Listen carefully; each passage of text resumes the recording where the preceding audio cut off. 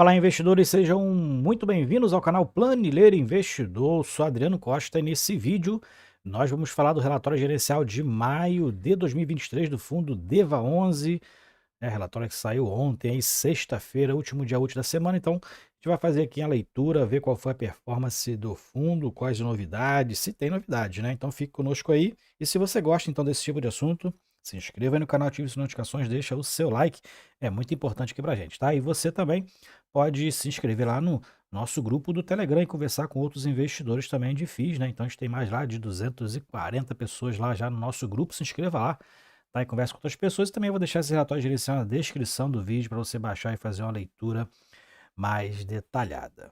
Bom, vamos lá então, né? Fazer a leitura aqui, alguns números do fundo. Para quem não conhece, é um fundo de CRI, né? Que investe aí principalmente em certificados de recebíveis imobiliários. E ele é para investidores em geral, como está detalhado aqui, ó. Fundo que iniciou lá em agosto de 2020, então está partindo aí para o terceiro ano de mercado, prazo de duração indeterminado. É gestão ativa, né, de gestão ativa, o código de negociação, ou ticket B3 é DEVA11, né, que é praticamente o nome do fundo, é abreviado, né, é da gestora, né, Devan, a Devan, que é a gestora do fundo, tem mais de 135 mil cotistas, e eu sou um desses cotistas, tem aí em torno de 5% da minha carteira, 4 ou 5% da minha carteira de FII alocado no DEVA11, e o fundo tem mais de 14 milhões de cotas emitidas, ele que é administrado pela Vortex DTVM e gerido pela Devan Asset Investimentos, taxa de administração 0,20, taxa de gestão 1% ao ano, ambos ao ano, né, sobre o valor de mercado, e esse valor vem, normalmente, ele vem aí apropriado mensalmente na DRE gerencial, tá? E também tem uma taxa de performance de 10% do que exceder a 100% do CDI. É um fundo que tem um patrimônio bilionário, né? 1,3 bilhões, ou bilhão, né? De reais de patrimônio líquido, cota patrimonial 94,14, e o valor de mercado está abaixo de 1 bilhão 915 milhões de reais, porque ela está R$ 65,20 no mercado. O fundo então aí descontado em torno de quase 30%, né? Ali aproximadamente 30% descontado aí no mercado, visto os problemas que a gente já leu aqui em alguns relatórios, né, que aconteceram nos últimos meses em relação à sua carteira, e o fundo que anuncia aí no quinto dia útil do mês, subsequente ao que ele faz referência, então ele anunciou aí no quinto dia útil de junho os proventos aí referente a maio, né, o caixa de maio, e décimo dia útil é o dia que ele paga, então, se eu não me engano, caiu no dia 15 de junho, o pagamento referente ao mês de maio. Alguns números aqui, então, o pagamento de proventos foi de 65 centavos por cota, referente a maio, que deu 1% de dividendo no mês, né, em comparação com a cota de mercado, né, que encerrou a R$ 65,00 alguma coisa. O que corresponde a 88,75% do CDI, o desempenho, né? E aqui a gente verifica que a média da carteira hoje, o portfólio, né, os CRIs tem uma média de quase 2 anos de duração, né, 99% da carteira é protegida pela deflação, e a média ponderada aí, na verdade, né, do percentual da carteira, que atualmente, preponderantemente, né, os seus principais CRIs aí, a maioria é indexado pela inflação, pelo IPCA, né? 87,7%, com um prêmio de risco médio de 10,6%. Então, com a inflação do jeito que está, de quase 4% nos últimos 12 meses, né? Inclusive, o último mês aí foi bem baixa, né? 0,21 ou 23%, se eu não me engano. Eu considero o fundo aqui, nesse percentual, ele é ainda como high yield, né? A inflação atual mais uns 10, 11% já é classificado como high yield. Então, ainda é classificado, na minha opinião, como um fundo high yield, né? E aqui a carteira do fundo atualmente, 76% está adimplente, então o fundo está com uma inadimplência ainda bem alta, né? Alguns acontecimentos já ocorreram em relação a algumas aprovações aí necessárias para sanar esses problemas, né? A gente vai ver isso aqui mais para baixo. Atualmente, então, o fundo tem 135 mil cotistas, como a gente já falou, ele participa do IFIX, né? O índice dos fundos imobiliários, e está em 48 operações em 16 estados da federação. Mais para baixo a gente verifica como estão os indicadores econômicos, né? O IPCA então no mês de maio foi 0,23, o CDI foi 1,12, né? Parece que inverteu a situação, né? Inverteu os percentuais em relação a 2 anos atrás, né? E o IGPM está negativo, né? Então, inverteu realmente totalmente o que estava acontecendo há 2 anos, aproximadamente 2 anos atrás, né? IGPM nas alturas, IPCA também aí numa tendência de alta e o CDI lá embaixo, né? Com 2,5% aí, agora com 13,75, não baixou no último Copom, então o CDI ainda continua alto. 13,48, né? Ele acompanha a Selic manteve-se em 13,75, então está próximo a esse percentual aí. E o IPCA nos últimos 12 meses está quase 4% e o IGPM está negativo, né? Apresentando uma deflação de 4,47%. Bom, vamos lá então para que o comentários aqui da gestão. Então, o fundo distribuiu mais de 9 milhões de reais nesse mês de maio, 65 centavos por cota isentos de imposto de renda, que corresponde a 1% de dividend yield, né? O dividend yield anualizado fechou em 12,6% e manteve-se aí numa média de 1,2%, porque teve meses que foram muito altos, né? E distribuiu em torno de quase R$ 11 por cota, né? Nesses últimos 12 meses. Aqui a taxa média pela inflação da carteira, IPCA mais 10,6%. E mais para baixo, a gente verifica aqui, né, a apuração, então, nesse mês de maio foram de 22 dias úteis, né, isso levou em consideração, então, meses de abril e março, né, IPCA de abril e março. E em junho vai ter a mesma quantidade de dias úteis, como fala aqui, né, e vai acompanhar os 2 percentuais aí de abril e de maio do IPCA. IPCA que em maio foi muito mais baixo do que o mês de abril, né? Então vai ter um impacto aí em relação à correção monetária aí dos CRIs, né? Bom, aqui ele fala sobre a Selic, né? Que manteve-se então na última reunião do Copom inalterada, tá? Inalterada. E dentro aqui das inadimplências do fundo, ele fala que continua aí nos esforços para a regularização de todas as pendências, a gente vai ver alguns detalhes mais para baixo. Aqui é a DRE gerencial do fundo. Então, como a gente observa, o fundo teve a menor receita dos últimos 7 meses, né? Então, tem 7 meses aqui de comparação, desde novembro de 22, foi a menor receita desde lá do período pós-deflação, né? Foi ali julho, agosto, setembro, pegou um pouquinho em outubro, né? Então, período pós-deflação foi a menor receita do fundo aqui, né? E as despesas foram de quase R$ 900 mil. O total distribuído, então, foi de 9,1 milhões. Quantidade de cotas mais de 14 milhões, foi 65 centavos por cota, foi 1%, então, com o dividend yield com base no valor de mercado. Então, inclusive, foi o menor dividendo também dos últimos 7 meses, tá? Foi a menor receita, além também, o dividendo, então, acompanhou o desempenho da receita. Bom, aqui a composição dos rendimentos por cota, né? Então, o desempenho foi muito ruim em maio. A gente verifica, inclusive, aqui que os juros e as correções foram praticamente iguais ali, né? Mas foram muito abaixo, principalmente os juros foram muito abaixo dos últimos meses, né? E a correção monetária até foi maior do que abril, mas os juros teve desempenho ali praticamente na metade do que aconteceu em abril. Aqui é o dividend yield, então, médio que a gente falou lá em cima, está em 1,2%, porque o fundo teve aqui proventos com base no valor de mercado, por exemplo, abril, que o fundo chegou a estar cotado ali 40 e poucos reais, né?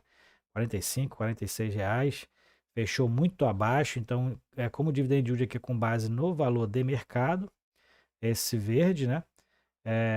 Então, acaba que teve valores aqui altos de dividend yield, mas por conta da queda no valor de mercado, né? Não basicamente no aumento dos seus proventos. Bom, vamos lá mais para baixo, a gente vai verificar então aqui a carteira do fundo. Então, a alocação estratégica, o portfólio de CRIs. Então, o verde, o que está em verde aqui no status é o que está em pagamento em dia. A gente verifica aqui que os tem mais relevância em relação ao seu patrimônio. Tem poucos ali em verde, né?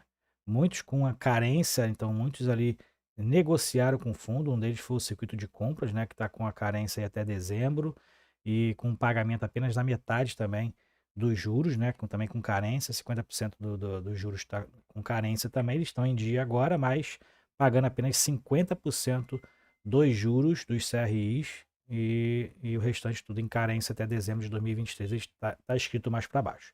E o que está inadimplente são aqueles mesmos, né? Apesar de aqui tá um quase marrom essa cor aqui, aqui tá um meio rosé, mas é esse aqui, tá? Então, a maioria ainda é aqui o GPK, né? Então, todos esses daqui, rosinha, a princípio aqui é do grupo GPK, ó. Tudo isso aqui é GPK, esse aqui é o NG30, já é outro também que tá inadimplente com fundo, tá? Mas aqui a gente verifica a maioria aí do grupo GPK. Tem esse Búzios também que já estava inadimplente no mês passado também, NG30 também aqui de novo. Então, a gente verifica que a repetição, como a gente já alertou já em alguns relatórios, né? É bom observar essas repetições aqui, porque esse do grupo GPK foi até mais complicado, porque os CRIs aqui estão com nomes diferentes, né? Então é difícil você identificar se é do mesmo grupo ou não, por conta dos nomes que estão diferentes, mas alguns se repetem, né? E fica claro aqui para gente. Então, a gente verifica aqui que os que têm menores percentuais em relação ao PL do fundo, que está nessa coluna aqui, estão praticamente todos inadimplentes, exceto aqui do grupo GPK também. Então, nessa segunda página a gente vê, exceto do GPK, estão todos adimplentes, mas eles têm menores percentuais em relação ao patrimônio líquido do fundo. Tá? Então, aqui a gente verifica aqui, ó, no status dos ativos, 58% da carteira está com pagamento em dia, com pagamentos em prazo de carência tem 18% praticamente, ali pertence ao circuito de compras principalmente, né? Estão inadimplentes em processo de execução de garantias 16%, que é o do grupo GPK, tá? Já foi aprovado, já foi, a gente vai ver os detalhes mais para baixo, repetir, né, que já veio no relatório como fato subsequente no relatório anterior, mas esses 16% aqui é do grupo GPK, tá? Que está em processo de execução, e inadimplentes em negociação 7,6%, que são esses daqui de baixo, ó. Loteamento NG30, que a gente viu lá, o Búzios, Gran Viver 2 e o Resort do Lago, que corresponde a 7,6%. Estão inadimplentes, entraram numa inadimplente nova, uns se repetindo, inclusive, que nem esse Búzios, né? Estão em processos de renegociação. Já o grupo grupo Parques, 16% da carteira, foi aprovado, né? Aí, em fato relevante, é apresentado em Assembleia Geral dos Titulares dos CRIs, foi aprovado, então, o vencimento antecipado dos CRIs, o ajuizamento da execução das garantias, né? Inclusive aqui nesse item 3, e a contratação de um escritório advocatício para né, conduzir aí esse processo. Então, está em fase de execução essa decisão, tá? Por isso mesmo o fundo o CRI ainda está na carteira ali do portfólio do fundo, e 16% então corresponde a esse grupo, que é o que eu falei, né? Apresenta ali nomes diferentes nos CRIs, então é difícil para o cotista identificar que pertence ao mesmo grupo. Um é GPK, outro é GVI, outro é Brasil Parques, outro é Aquaprime, outro é Gramado BV. Então, nomes diferentes, fica realmente muito complicado, só a olho nu, olhando o relatório, acompanhar ali esse detalhe que pertence ao mesmo CNPJ. Bom, então é isso aí, essas aí são as atualizações, e também o circuito de compra, como eu já adiantei, renegociou com o fundo e está em período de carência da amortização até dezembro de 23, e a carência parcial correspondente à metade dos juros, e ele então pagou no mês base o valor correspondente, então, conforme acordado. E aqui, então, na diversificação da carteira, a gente verifica que 87% aí está alocado em CRI, o fundo tem alguma coisa lá em FI na carteira, né, e mais 5% em caixa. A gente vê que, de acordo com a subordinação, o fundo não é nem tão arriscado assim, né? 38% é sênior e 34% é única. São dois aí que têm preferência na distribuição do fluxo financeiro do CRI. Mas, no caso do grupo GPK, por exemplo, né, ele decidiu não pagar ninguém. E aí, né, não adianta ter preferência na distribuição, já que ninguém vai receber, né? Então, aqui é por isso que nesse caso aqui os riscos têm que ser avaliados separadamente. Em relação à subordinação, ele não é um fundo tão arriscado assim. Mas pela concentração em um mesmo CNPJ, né, mesmo que não tão claro assim no portfólio, ele é um fundo sim com um risco elevado, né? De acordo com os segmentos, a gente verifica inclusive a maioria corporativa, né? Que aí também diminui um pouquinho o risco, né? Porque aqui os outros são todos com relação a contratos mais pulverizados, igual multipropriedade, loteamento, incorporação vertical. né, são contratos mais pulverizados e aí tem um percentual maior aqui na carteira, né, mas pela quantidade aqui de corporativos até que seria aí de médio risco. Em relação à taxa ponderada, então a gente verifica que a gente já verificou lá em cima, né, que a maioria é IPCA com um prêmio de risco médio de 10,6%, apenas 1% da carteira não é protegida pela deflação e ele está distribuído em 16 estados da federação. Aqui é em relação à quantidade por estado, aqui é a média, é o andamento médio das obras, né? Então a gente vê que muitas já acabaram as obras, estão em períodos apenas de conclusão das vendas, a média da carteira é de 92%. E nas vendas, né, dois aqui estão todos vendidos numa média de 84% aí da carteira vendida, né? E a gente verifica até mesmo pela quantidade de tempo, né, médio da carteira, né? Isso aqui meio que acompanha, né, o que vai acontecendo, né? 100% das obras quase concluídas, né? Com um prazo médio de vencimento dos papéis de quase 2 anos, é o período aí normal de maturação desses créditos, né, normalmente. E na alocação tática, ele tem alguns FIIs na carteira, são 4, né? Nenhum desses daqui, deixa eu ver, não, só um, eu acho. Só o DVFF, que é para investidores em geral, o restante para investidores institucionais. E aqui é o detalhamento, né? Qualitativo, onde você verifica aqui, inclusive, as garantias, qual é o prêmio de risco aqui, né? Qual é o pagamento médio aqui de, por exemplo, desse FII LSPA. É um fundo imobiliário exclusivo, então não é para qualquer investidor, né? Tem aqui todas as características, então, dos CRIs também da carteira, né? Né, o percentual vendido, se ainda está em obra, o que falta para terminar em obra, qual é a localização, qual é o tipo, qual é o segmento, né? Qual é o tipo da cota, qual é a subordinação que o fundo tem das cotas aí desse CRI, tá? Aqui tem todas as informações qualitativas que você precisa saber para você entender um pouquinho mais aqui sobre o DEVA11, né, e estudar um pouquinho mais aqui em relação a esses papéis, né, verificar se tem alguma concentração que nem, né, nesse grupo GVI, né, ver se tem alguma coisa aqui que a gente possa identificar. É uma coisa meio um pouco mais difícil, né, tanto é que eu mesmo não tinha visto que esses CRIs que entraram na inadimplência pertenciam ao mesmo grupo, tá? Então, é uma coisa que a gente vai aprendendo aí de acordo com o que vai evoluindo no mercado de investimentos, principalmente nos fundos imobiliários, né? E aqui a gente verifica que a liquidez do fundo em maio foi de 73 milhões de reais de volume de negociação mensal, né? O volume médio foi valor de mercado 915 milhões, né? O giro de cotas foi bem alto, assim como foi em abril e em março, né? Foram meio que desproporcionais aos meses anteriores, por conta dessa confusão ainda que está acontecendo desde março aí, muitos aproveitando, muitos se desfazendo, alguns vendo como uma oportunidade, outros vendo, né, como algo que não vai retornar ao patamar que estava aí no início do ano. Então, cada um ali com as suas opiniões acaba aí fazendo negociações então de compra e de venda. E aqui é o volume negociado, ó. Então a gente verifica aqui, né, o quanto encerrou a cota, por isso que inclusive aquele dividend yield que a gente viu lá em cima foi bem alto em abril, porque a cota fechou a 47,70 no mês de abril, já fechou muito mais alto em maio, então esse dividend yield com base no valor de mercado acaba aí dando uma falsa impressão que o fundo foi melhor se você avaliar somente pelo dividend yield mensal, né? E não é verdade, a gente verifica que teve queda realmente no valor de mercado, aí, curiosamente, né, muitos aí aproveitando, né, achando uma oportunidade, entrar no DEVA11 e a quantidade de cotistas segue aumentando, tá? Aumentou mais 2.000 cotistas aí de abril para maio, ok? Aqui é outras coisas que a gente já até comentou no relatório, tá? Depois você pode baixar o relatório e fazer uma leitura mais detalhada.